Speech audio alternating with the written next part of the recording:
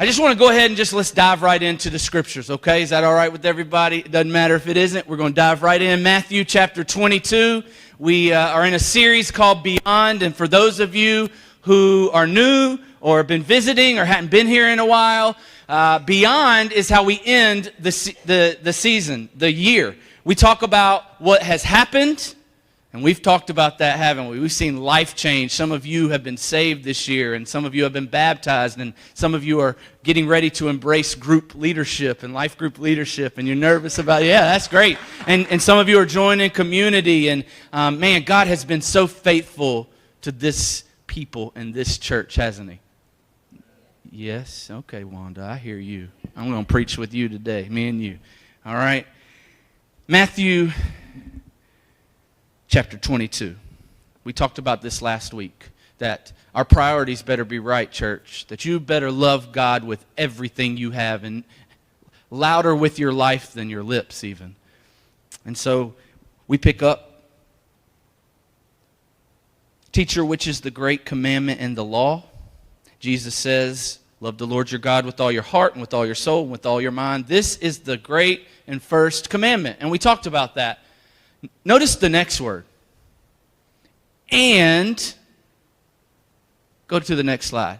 And, there it is. And, a second is like it. You shall love your neighbor as yourself. On these two commandments depend all the law and the prophets. So not only do you love the Lord your God with everything you have, you also, and love your neighbor as yourself.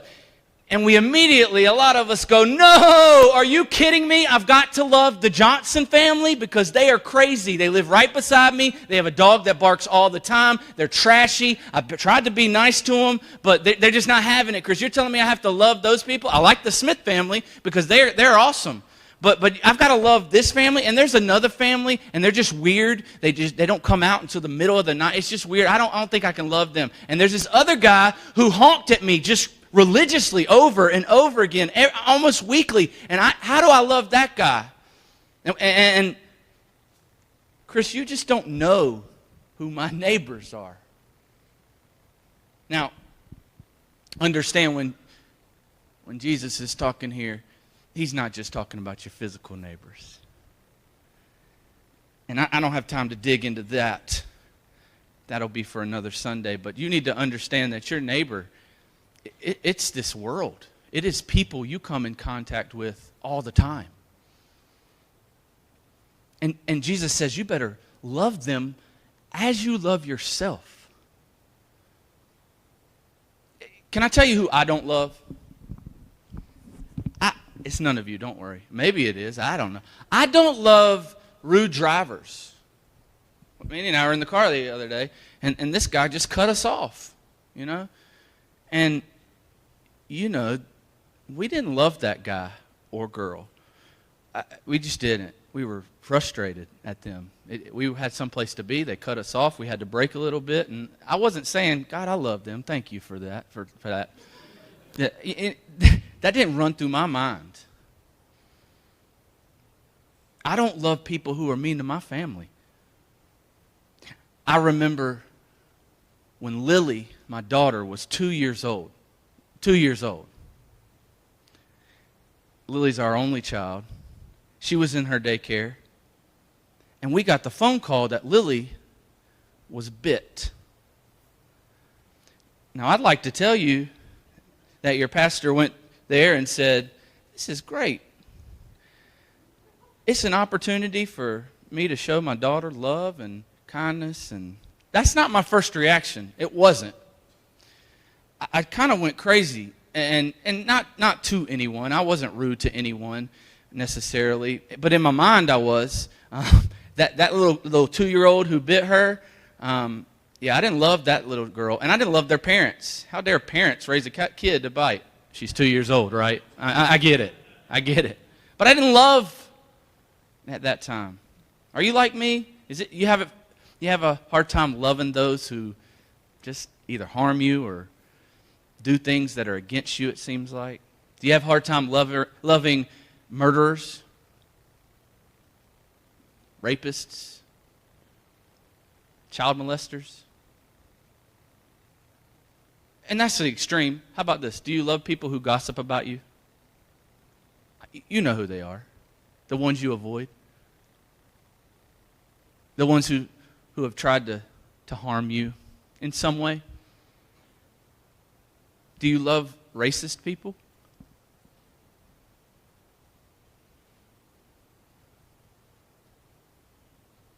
I find it very hard often to love these people. Listen, it's easy to love those who love me and are like me. Oftentimes, we don't love people who are different from us or have different personalities or views, or we want to stay away from them. I mean, we wouldn't say we don't like them, but love? Listen to what Jesus says in Luke chapter 6, pick it up in verse 27. He says, I say to you who hear, love your enemies. Do good to those who hate you. Bless those who curse you. Pray for those who abuse you. I mean, is that a typo? I mean, think about those people in your life. To one who strikes you on the cheek, offer the other also.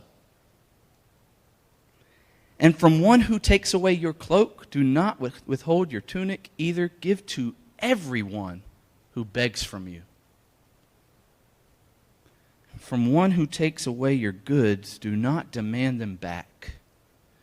And as you wish that others would do to you, do so to them. Loving people, especially those who aren't lovable, is a huge deal. Now, we're going to get into this, but I want to give you a history lesson because I believe you need to understand context before you just jump into things. Okay, so I'm going to give you a history lesson. For some of you, this will be brand new, and maybe for some you understand this. Do you understand when I say temple model, what that means? Temple model. This was the type of religion before Jesus came.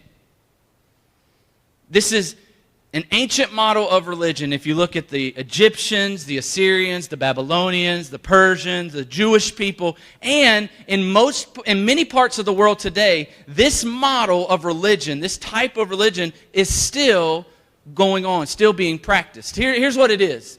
In the temple model, you always have sacred places.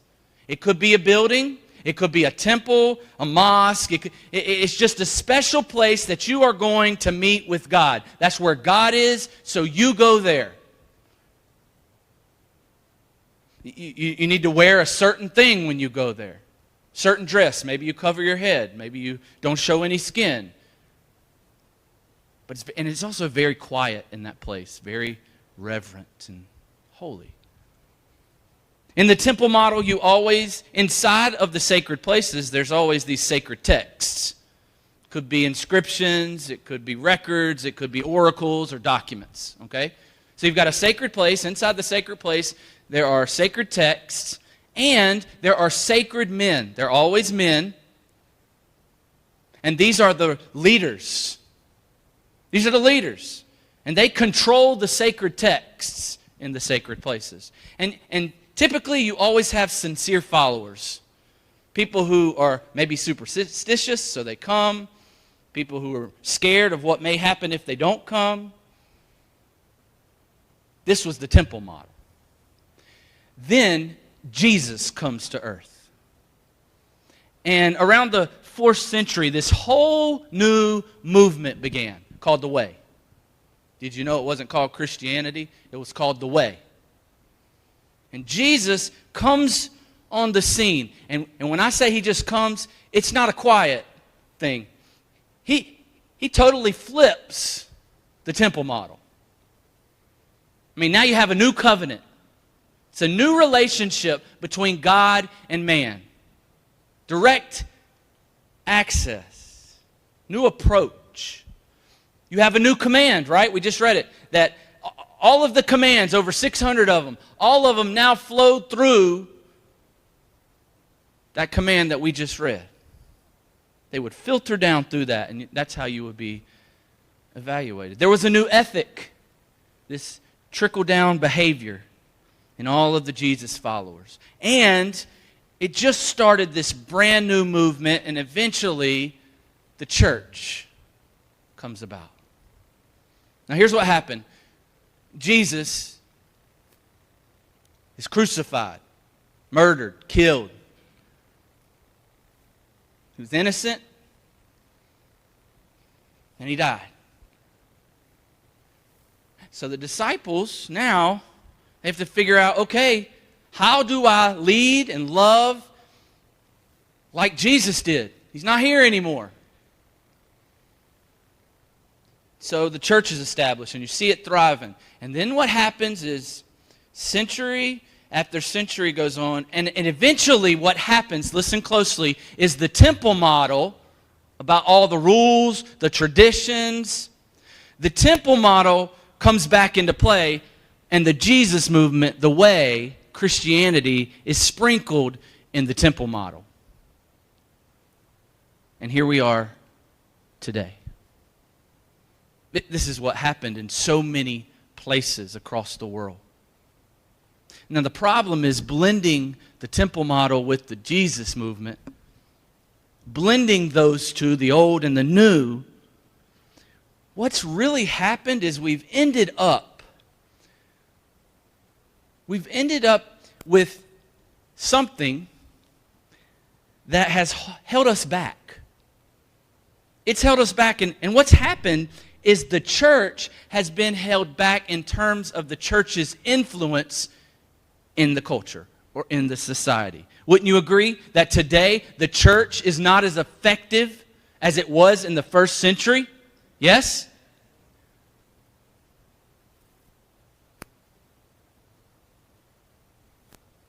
This pure movement that Jesus, and the disciples, they got it. All of a sudden, people and traditions and practices crept in and even became stronger. Here's the problem. The temple model is you-centered, me-centered. It's all about us. At the heart of the temple model, here's the question that it asks. What must I do, or what must I believe to make things and keep things right with God? Because at the end of the day, my religion is all about me. It's about making sure that I'm okay with God and God's okay with me. What rules must I follow? What practices must I keep? What traditions must I uphold? Which means, listen carefully, at the center of your religion is you. Is you. For many people, it's how we pray. Think about your prayer life. Bless me, help my family, help my friends, Lord, me, I. For many people, it's why you come to church. Well, I go to church to make sure that God's okay with me. And I go to church to make sure I get filled up for the week. And I go to church so I can sing. And I go to church so I can see everyone. And I go to church so I can pray. And I go to church so I can feel the presence of God. Who's the subject of all that? It's me. It's I. For some of us, it's why we obey. It's why we read the Bible. It's why we pray. It's why we give. It's why we serve. Because I need to be okay with God. And God needs to be okay with me. For some people, listen, I'm going to even go a step further. For some people, and I've heard this recently, I need to get back in church. I need my life straightened out. I need to do the right things. The focus is on me. It's on you. That is the temple model. And I believe in our churches today, all across the world, we have the temple model running rampant. It's a checklist. It's a judgment zone. And now we have a culture who doesn't even want to come to church. Not a culture who is just infatuated with Jesus and his followers. See, when the outside world looks on the church on Sunday mornings, they see a bunch of people who say they love Jesus. You all would say that. We all would say that. But what they see is a bunch of people who are really focused on themselves. And they hear it. Now, this is totally contradictory to what Jesus taught. Look at this in John 13, verse 34. A new command I give you, love one another. As I have loved you, so you must love one another. By this everyone will know that you're my disciples if you love one another. How are people going to know that we love Jesus? How are people going to see Jesus in us? What's going to make the difference to your neighbors? What's going to make the difference to your family member you've been praying for? What's going to make the difference to your boss who is just a jerk? It's not our theology. It's not your church attendance. It's not a bumper sticker on your car. It's not about sharing your Facebook statuses and giving people likes. And it's not about even saying, I'm praying for you. It has nothing to do with what we say. Everyone will know that you are a disciple of Jesus by the way that you love them. And not just them.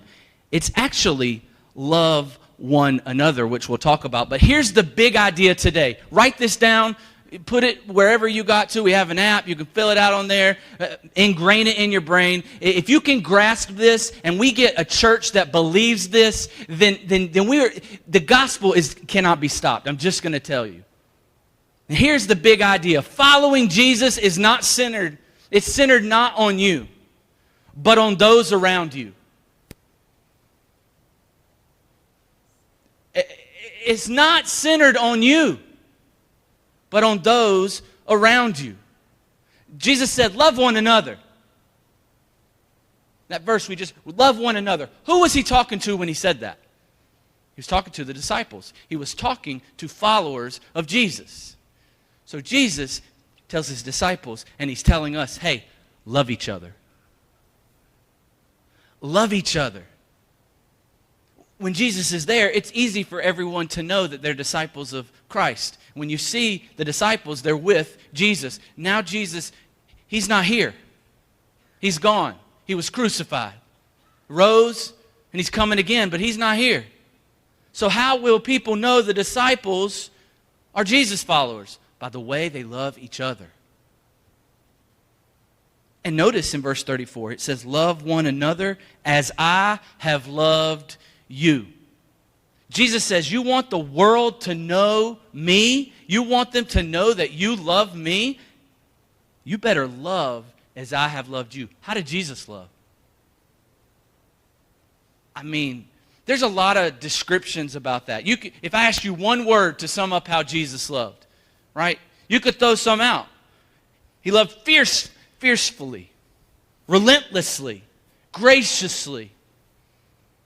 He loved with everything he had. The word that came to my mind when I asked myself that question was service. He was a servant. He served. That's all he did. He served. He served the Father and he served people. The end. That's the way that we love. We serve. We serve. Now, I want to dig in John chapter 13, verses 1 through 10 really quick. And I want you to see a few things that we can learn from Jesus about love in this passage. And if you're a churchgoer or you have any familiarity with church, you know this story. Picking up in verse 1, now before the feast of the Passover, think big celebration, big holiday. When Jesus knew that his hour had come to depart out of this world to the Father, having loved his own who were in the world, he loved them to the end. During supper, when the devil had already put it in the heart of Judas Iscariot, Simon's son, to betray him, Jesus, knowing that the Father had given all things into his hands, and that he had come from God, and was going back to God, Jesus rose from supper. They're sitting there, and Jesus gets up. He laid aside his outer garments, and taking a towel, tied it around his waist. Then he poured water into a basin, began to wash the disciples' feet, to wipe them with the towel that was wrapped around him. And I don't have this on the slides, but I wanted you to see this too. I read this morning. In verse 12 it says, when he had washed their feet and put on his outer garments and resumed his place. When he had washed their feet. Who? The disciples. All of them. Got it? Do you understand what I have done to you? You call me teacher and Lord, and you're right, for so I am. If I then, your Lord and teacher, have washed your feet, you also ought to wash one another's feet. For I have given you an example that you also should do just as I have done to you. Truly, truly I say to you, a servant is not greater than his master, nor is a messenger greater than the one who sent him. A couple things we can learn from Jesus in this passage. Number one, love is sometimes an emotion, but it's always an action. Don't tell me you love me and don't show me it. You know people like that. I'll do anything for you. I love you. It's lip service, isn't it? I had this guy that I worked with, and I had known him for years, and I thought we were really close, and we were. And he ends up telling a lie about me that really hurt me. So I confronted him, and he said, I'm so sorry, you're right. I should have never done that. It was for personal gain. I'm sorry. I love you. I'll never do it again. A few months later, back in the same boat. Even worse, this time I had to pull him and a couple other people. He said, I love you, man. I'm so sorry. I really am. And it happened again. His actions didn't prove what his words said. Love can be an emotion, but it's always an action. Because eventually the words get old, don't they? And here we see Jesus. He's dining with the disciples. He knows he's about to leave. He knows what he must do. He knows that he has come to seek and save those which are lost, and he has to do what the Father has sent him to earth to do. And so, before he does it, he's sitting there with his followers, his students. The teacher, he gets up and he gets on the floor on his knees and he washes their feet.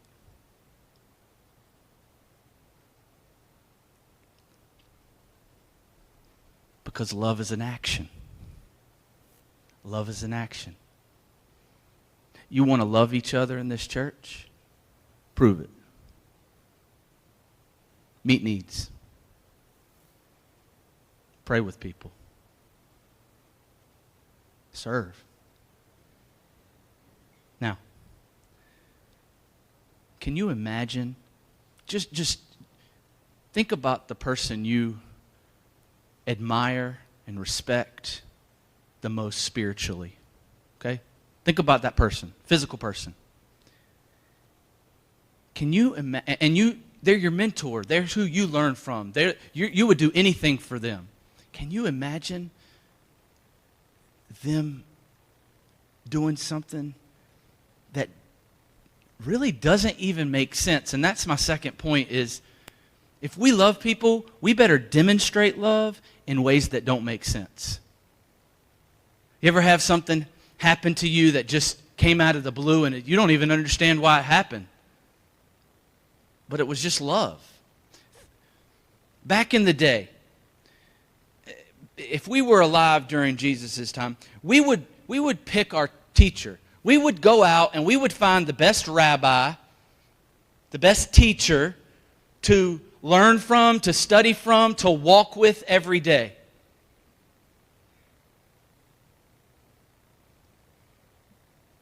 when we find that rabbi, that teacher, we would serve them. Whatever they ask us to do, we would do because we're learning how to be who they are.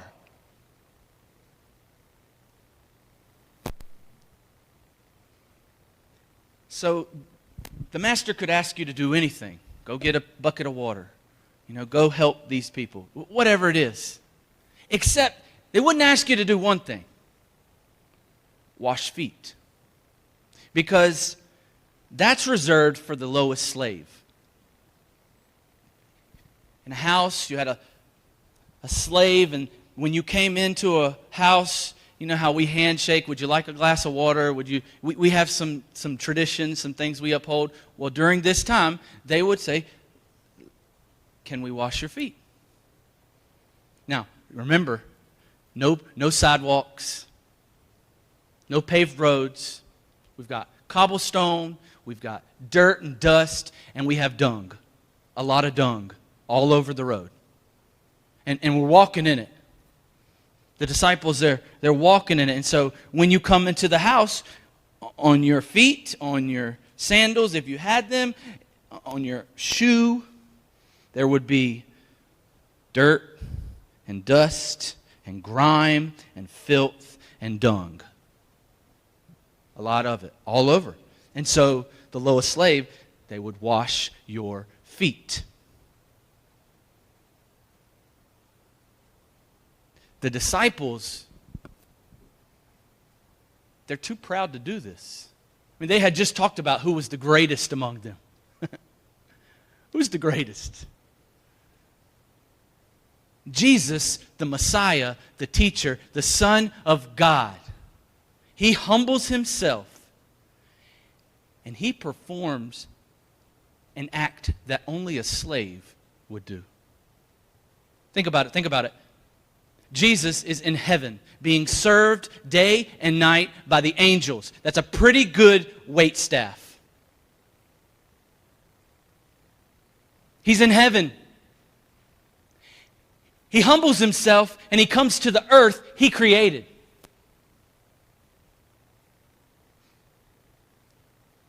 He comes from heaven to earth. And then he's dining with his disciples, his students, and he gets off his seat and gets on his knees to serve, to scrape the dung and the dirt off the people he created to worship him. The Son of God. Because he was demonstrating how to love. That doesn't make sense, does it? You know what else doesn't make sense? Jesus doesn't stop there. And that's point number 3. Love is for everyone, including your enemies. Now watch. Jesus is there with his disciples. He washes all of their feet, including Judas. You remember Judas, don't you? Judas had spent years with Christ. He walks with him, he talks with him, he learns from him, he sees the miracles. He's with Jesus all the time. But Judas makes a deal with the devil. He sells out Jesus. He betrays him for 30 pieces of silver, a few $100. Sidebar. Think about this. Judas is with Jesus non-stop. He's under good Bible teaching. He's under great Bible preaching. He's seeing miracles firsthand. He's hearing how to be a disciple. He hears it, but he doesn't receive it. Listen to me, church. Sitting under good Bible preaching and teaching, being in the presence of God, around God's people, lifting your hands, praying, singing praises to God, that's not what's going to save you. Judas is there with the Son of God. See, Judas's problem wasn't information, it was transformation. Our churches are filled with people who know. We know. Don't you think Judas knew? He walked with Jesus. He talked with Jesus. He saw everything. Great. You can quote 84,000 scriptures. The question is, do you have a relationship with Jesus? Not do you just come to church? Not are you checking off a list? I mean, Judas faked it. He faked it for years. With Jesus right there. So Jesus, he's God. He knows who Judas is. He knows his motives. He knows what he's done. What does Jesus do? Does he say, no, I'm not washing your feet. You're an awful person. What did he do? He got on his knees and he washed the feet of his enemy. The guy who betrays him. The guy who sold him out. He washes the feet of his enemy. That is love in action. It doesn't make sense, does it? You put yourself in a situation where someone does you major damage.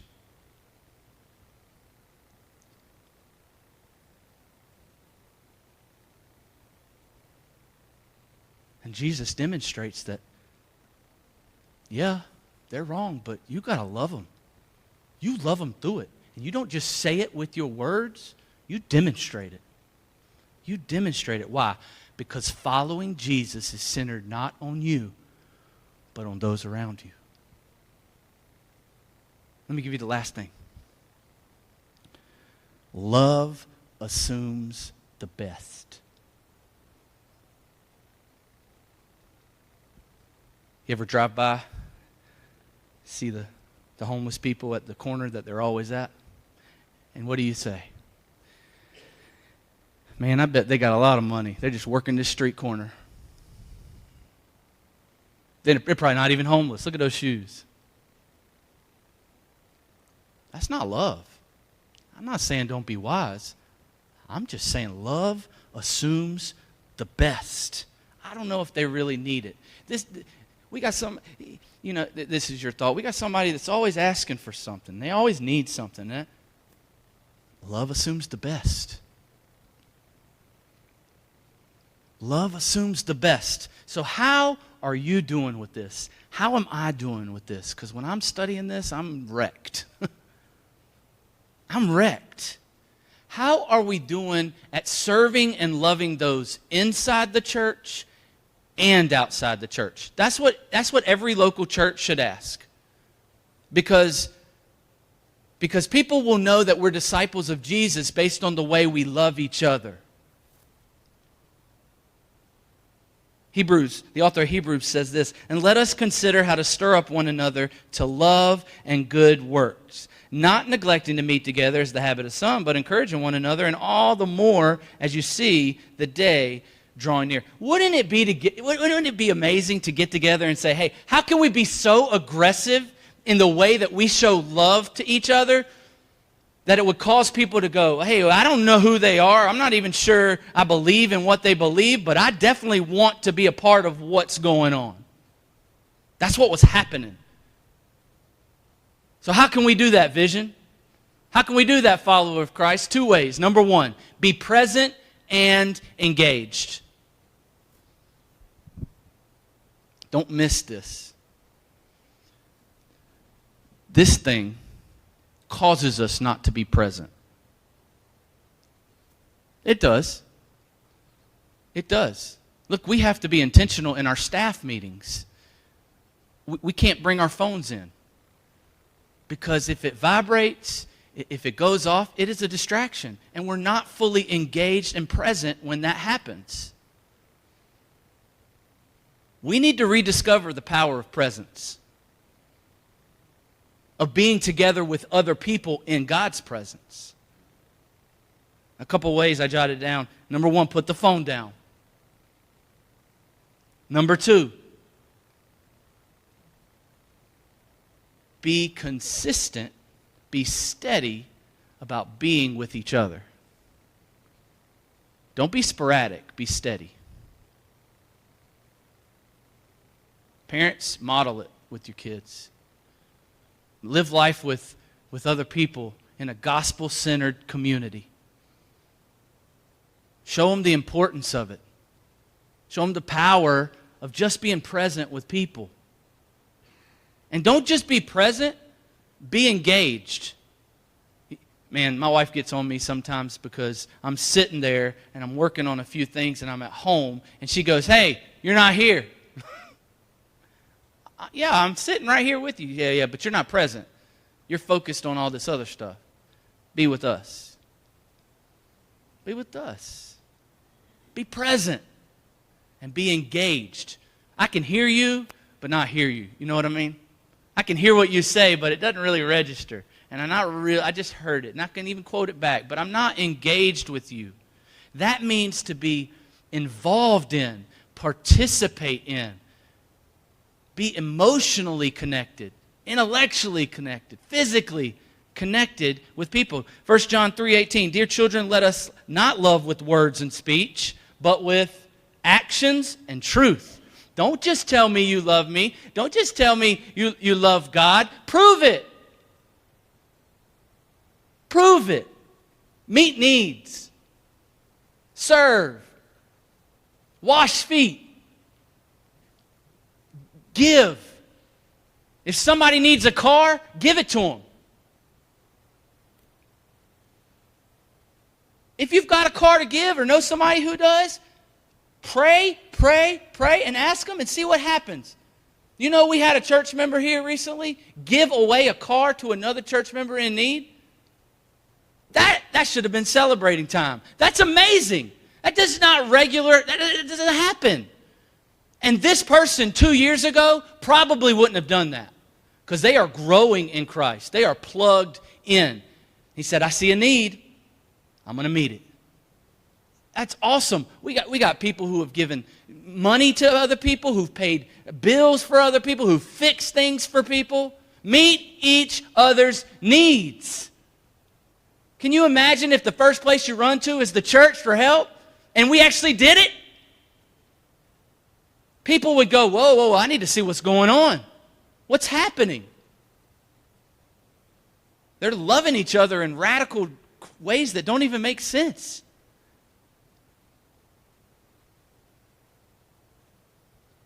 We got to meet these needs. We have needs here.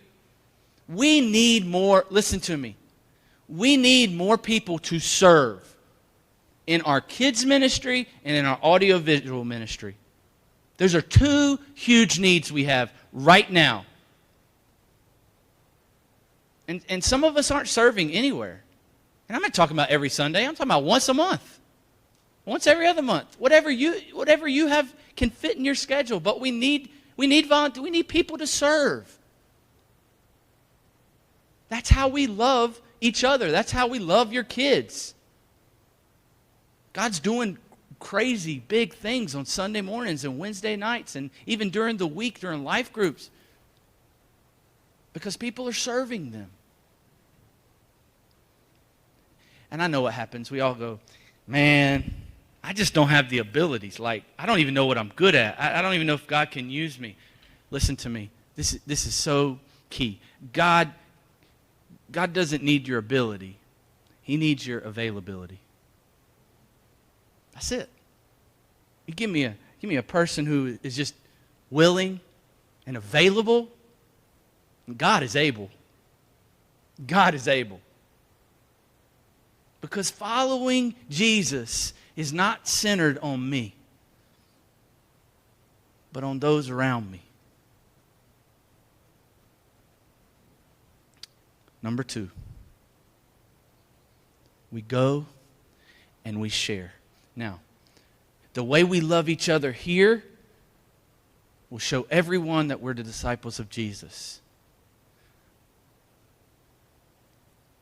But the way we go and share is how we can love those who are not Christ followers. It's so important. I say it all the time. It's why we have a visual wall out there.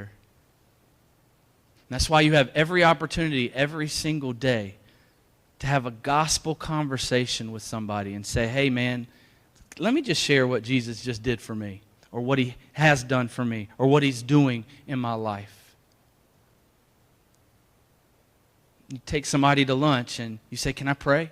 And they say, yeah. And you say, do you have anything I can pray for? And you watch what God does with that conversation. Gospel conversations. You go and do it.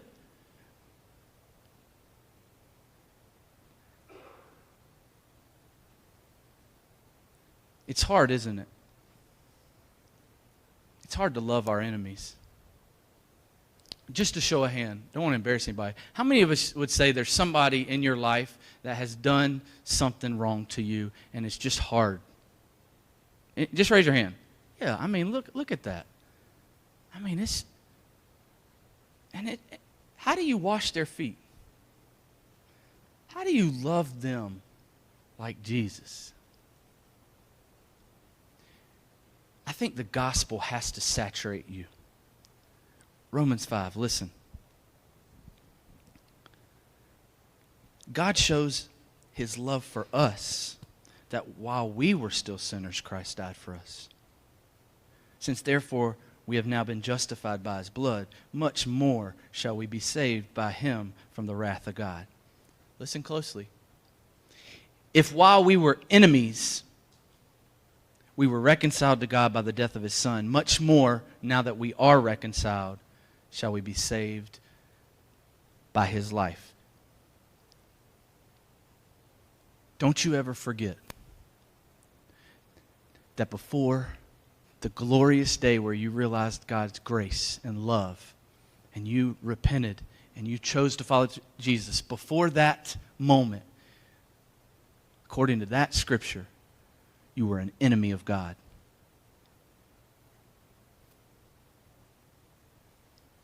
And if you are not a follower of Christ, you are an enemy of God.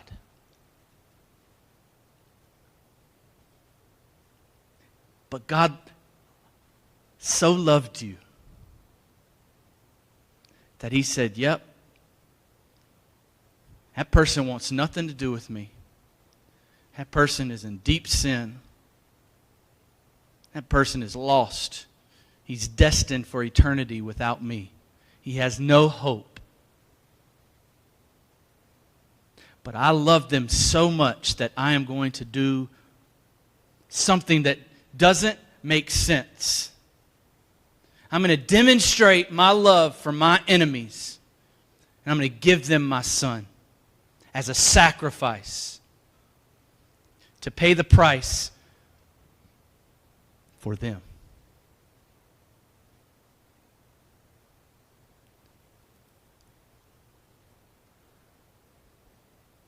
You remember that every day?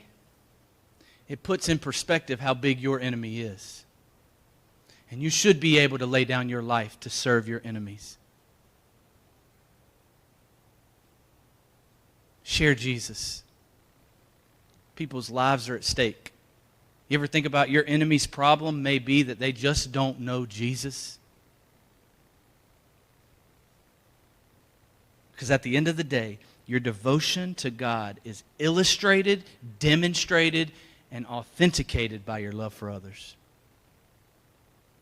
Because following Jesus is not centered on you. It's centered on everybody around you. So what does this have to do with Beyond? Next Sunday, and I really want to challenge you, church, be here next Sunday. You're going to see faith in action. I've talked with people who, this is crazy, I've talked with people who have sold things in order to be able to give in a big way. They've cashed in things. They're making huge sacrifices to give this Beyond offering. And they're scared. They don't know how it's going to work, but they trust God. And when we give next Sunday, it's saying, God, you're first in my life. My faith is in you. I trust you. And what we're going to see is that through this demonstration of faith, the gospel is going to stretch further and louder. It is. This church is going to be able to minister to more people in more ways. Your neighbors.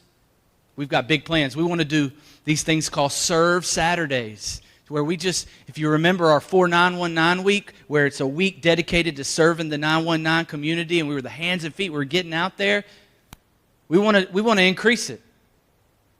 It takes resources, but we want to increase it. We want to serve the 919 even more. Why? Because the way we love them will indicate whose we are. There's more ministry opportunities that we want to begin. Just outreach. We want to be involved in missions. We want to take mission trips. We want to have block parties in your neighborhood and just love people. Feed them. Have fun with them. But share the gospel. So I want to challenge you to be here next week. Now, if you can't be here next week, we have made it available for you to be able to give your offering online through our website or our app. You can always mail it in the church as well. But this is going to be one demonstration of faith. My wife and I are continuing to pray about how we're going to give, what we're going to give, what God wants us to give. And so I pray that you don't miss next Sunday. It's going to be amazing. And why? Because we want to love people. We want to love God and love people and live our purpose. I challenge you this week, church. Love one another. Meet needs. Because following Jesus is not centered on you. It's on those around you.